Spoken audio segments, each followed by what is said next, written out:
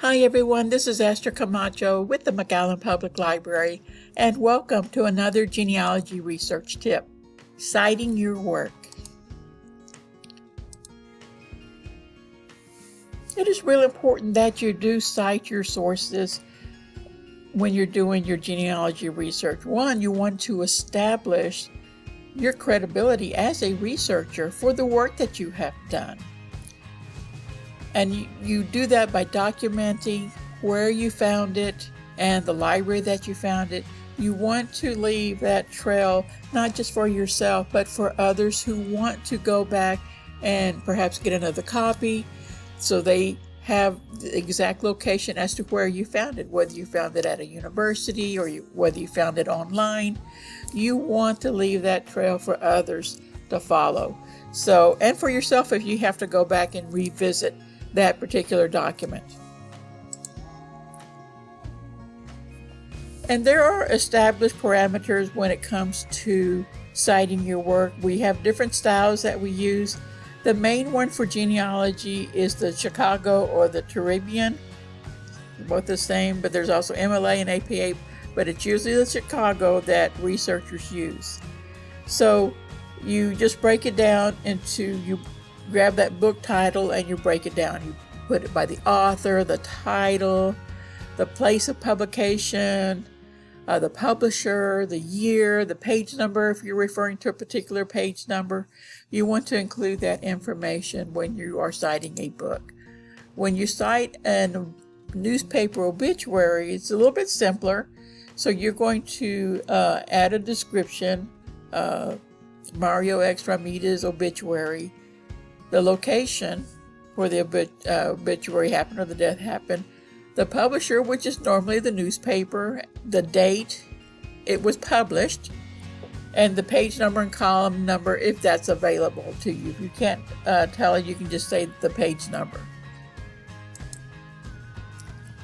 For vital records, same thing. You put the description, including the name, death certificate, birth certificate, marriage certificate for whoever you're doing it for, the date.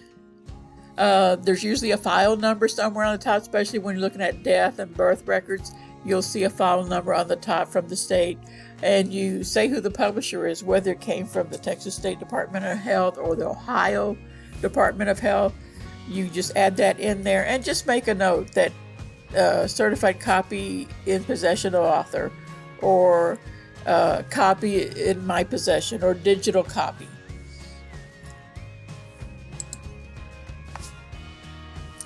Now, when you're looking at online database, for example, like findagrave, what's great about using some of these online databases, they normally have a button somewhere where it is giving you the citation. So I know Ancestry does it, Family Search has it. So usually findagrave now has it as well.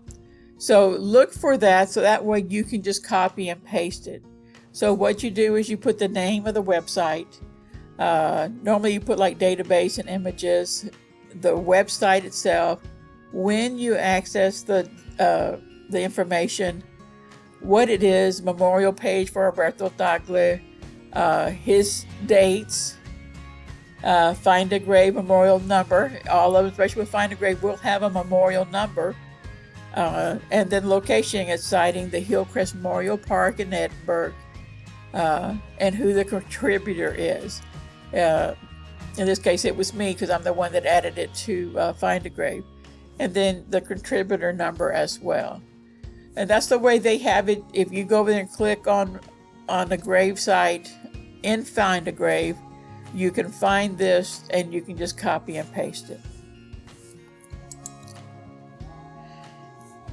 Now, there are some online citation machines that you can use, and they're very helpful. You just plug in the information, tell it what style you're using, whether you use Chicago or MLA or APA, and it will generate it for you, and all you have to do is copy and paste it.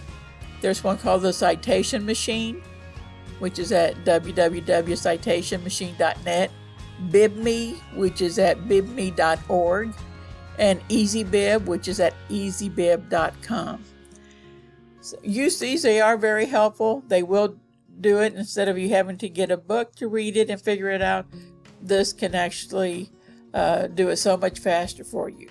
And if you have a genealogy program already installed and you're putting it in there, there should be a tab in there where you can actually cite it and do it yourself through your genealogy program.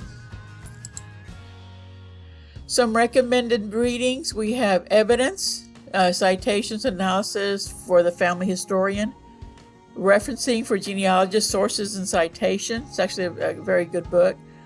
And Cite, which gives you the different styles that are out there.